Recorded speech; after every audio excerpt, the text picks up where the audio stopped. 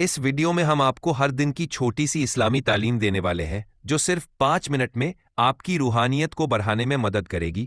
ہر روز کا چھوٹا سا وقت اسلامی تعلیم کے لیے نکالے اور اپنے دین کو بہتر بنائے۔ سبسکرائب کرنا نہ بھولے۔ بسم اللہ الرحمن الرحیم۔ صرف 5 منٹ کا مدرسہ قرآن و حدیث کی روشنی میں 350واں دن 20 ذی الحجہ۔ نمبر 1، اسلامی تاریخ۔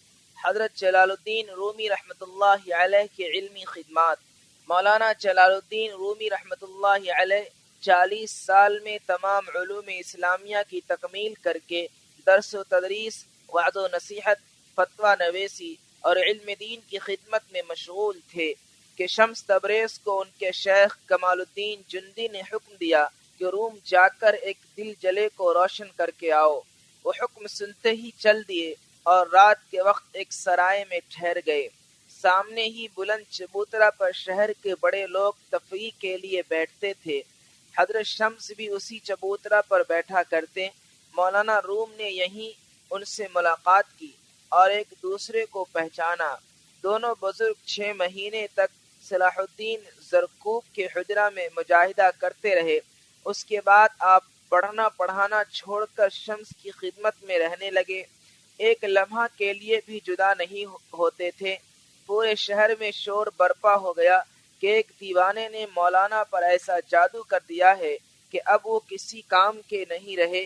شمس تبریز فتنہ کے خوف سے وہاں سے نکل کر دمشق چلے گئے۔ جدائی کے اس غم میں جلال الدین رومی رحمت اللہ علیہ کسی سے کچھ نہیں بولتے تھے۔ جب کبھی زبان کھلتی تو اشعار پڑھتے تو شاگرد ان کو لکھ لیا کرتے۔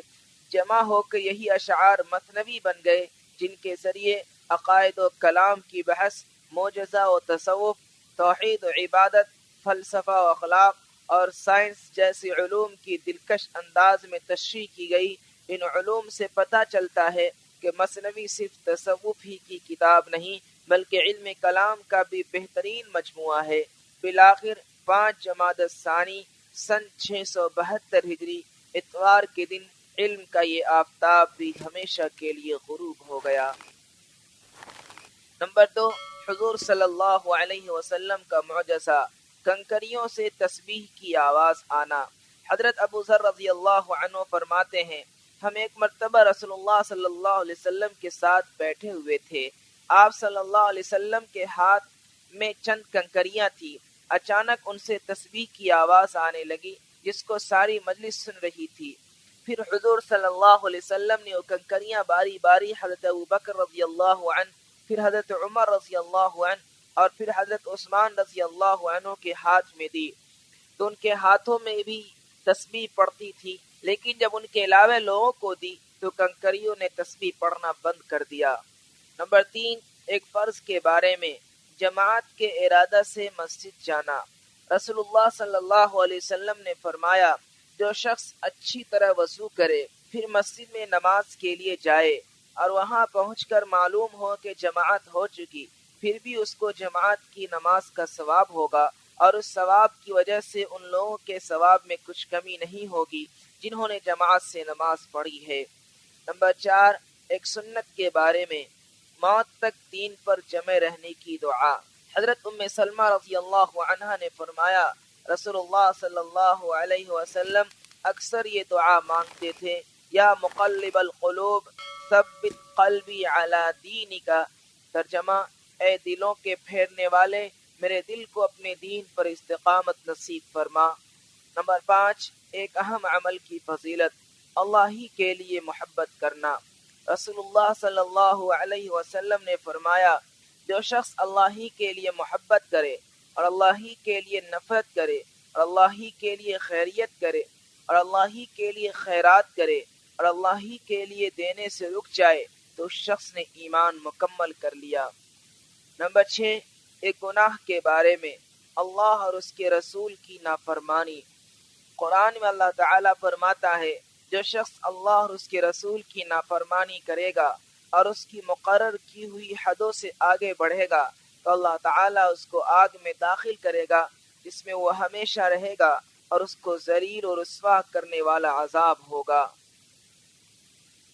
نمبر 7، دنیا کے بارے میں، دنیاوی زندگی ایک دھوکہ ہے۔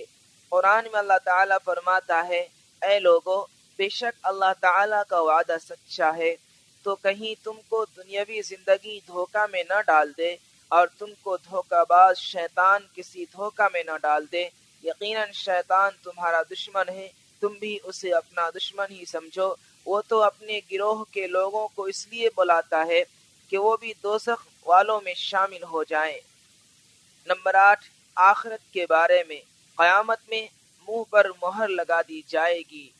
رسول اللہ صلی اللہ علیہ وسلم نے فرمایا تم جب قیامت کے دن پیش ہوگے تو تمہارے منہ پر مہر لگا دی جائے گی، اور آدمی کی سب سے پہلی چیز جو بات کرے گی وہ اس کی ران اور ہتھیلی ہوگی۔ نمبر 9، طب نبوی سے علاج، معدہ کی صفائی۔ حضرت علی رضی اللہ عنہ نے فرمایا انار کو اس کے اندرونی چھلکے سمیت کھاؤ کیونکہ یہ معدہ کو صاف کرتا ہے۔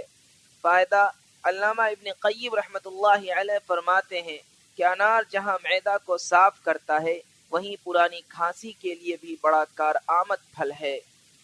نمبر 10، نبی صلی اللہ علیہ وسلم کی نصیحت۔